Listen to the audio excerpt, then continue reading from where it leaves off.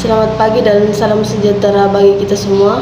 Kepada Ibu dosen yang saya hormati dan teman-teman sekalian yang saya banggakan, pada kesempatan ini saya ingin menyampaikan sedikit pidato singkat mengenai peranan mahasiswa sebagai pemuda dalam kontribusinya terhadap bangsa. Mahasiswa mempunyai tugas yang lebih mulia jika dibandingkan dengan mahasiswa yang hanya berkewajiban mengejar indeks pemahaman individu dan nilai tinggi.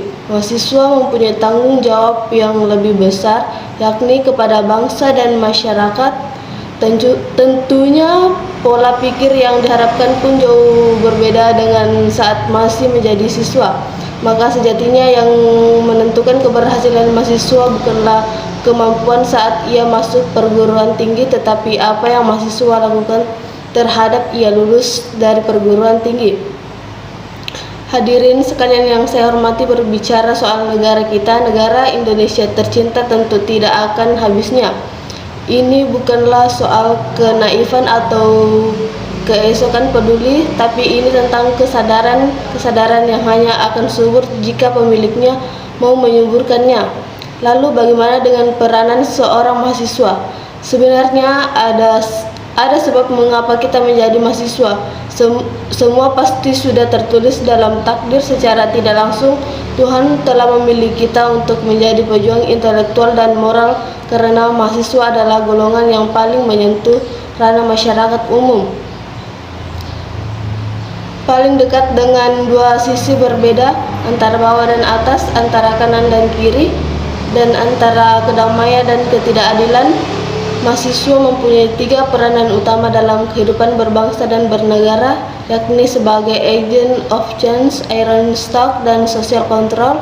Sebagai agent of change, mahasiswa dipersiapkan untuk membuat perubahan ke arah yang lebih baik, namun dengan tidak melupakan nilai-nilai luhur bangsa dan jiwa Pancasila sebagai dasar fundamental. Sebagai iron stock, mahasiswa sebagai pemuda bangsa nantinya akan menjadi pengganti pemerintah dalam menjalankan roda kepemimpinan Indonesia.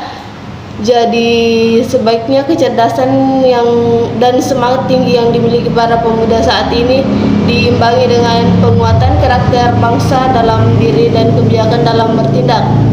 Terakhir, sebagai social control, mahasiswa sebagai kaum intelek turun mengawasi kebijakan publik dan turun membantu masyarakat menyuarakan kesejahteraan demi terciptanya kehidupan berbangsa dan bernegara yang sehat dan tertib serta adil bagi seluruh rakyat Indonesia.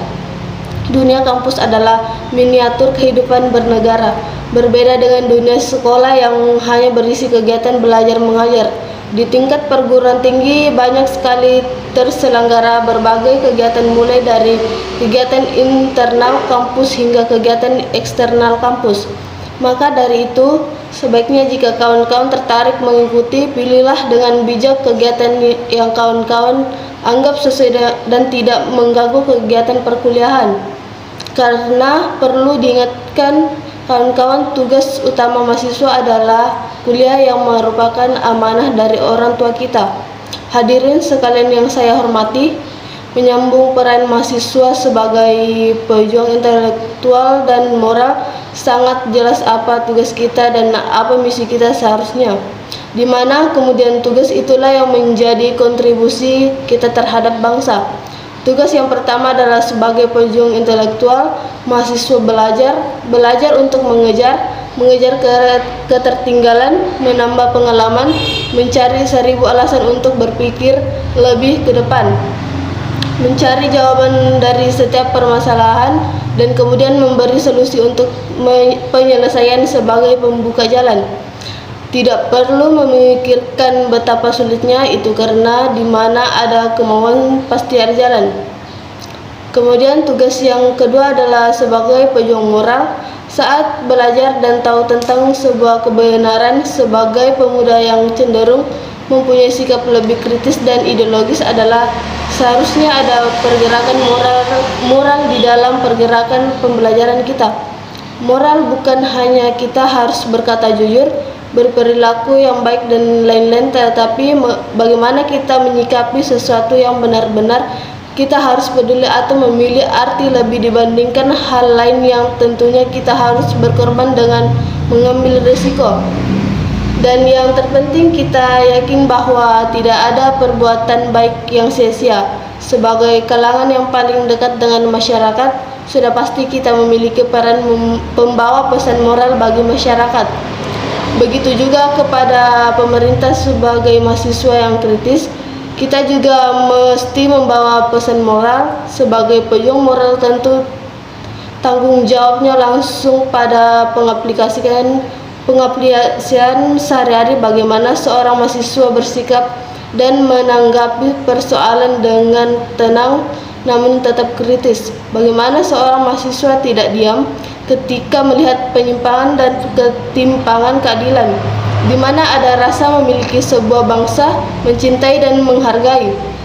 Bagaimana seorang mahasiswa mesti menjadi yang terdepan dalam perihal empati terhadap sesama, hingga pergerakan perjuangan moral akan lebih terasa manfaat. Dalam perjalanannya, mahasiswa seharusnya mampu berpikir dengan berbagai sudut pandang. Melihat sesuatu hal dari sisi yang berbeda, kita harus sesekali bisa menyisakan waktu untuk otak dan hati kita berembuk, meresapi apa yang sedang terjadi hari ini, esok, ataupun lusa, memikirkan hal yang tidak tersentuh oleh masyarakat umum, memikirkan apa yang harus dilakukan sebagai bagian dari anak negeri. Kita bisa memulai dari diri kita sendiri dengan membangkitkan benih-benih empati, menyuburkan ladang simpatik di hati kita, lalu memikirkannya apakah ini sudah benar atau masih menyimpang, dan membuat mimpi yang masa depan sebagai wujud penolakan dari penyimpangan yang terjadi masa kini.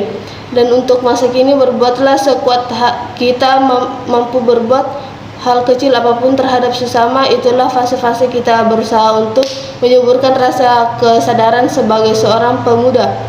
Sebelum mengakhiri pidato ini, saya ingin mengatakan kepada kita semua untuk merenungkan peranan kita sebagai mahasiswa yang seharusnya kita sadari. Tidak perlu melangkah terlalu jauh untuk mengabdi kepada masyarakat, cukuplah di ruang lingkup kita sendiri dahulu. Dan saya yakin ribuan mahasiswa di perguruan tinggi yang ada di Indonesia tentunya memiliki ciri khas yang berbeda-beda dalam membangun negara kesatuan Republik Indonesia ke depan. Jangan pernah tanya apa yang telah negara berikan kepada kita, tetapi apa yang telah kita berikan kepada negara kita. Demikian hadirin sekalian pidato singkat dari saya. Mohon maaf atas segala kekurangan. Semoga apa yang saya sampaikan dapat bermanfaat bagi kita semua.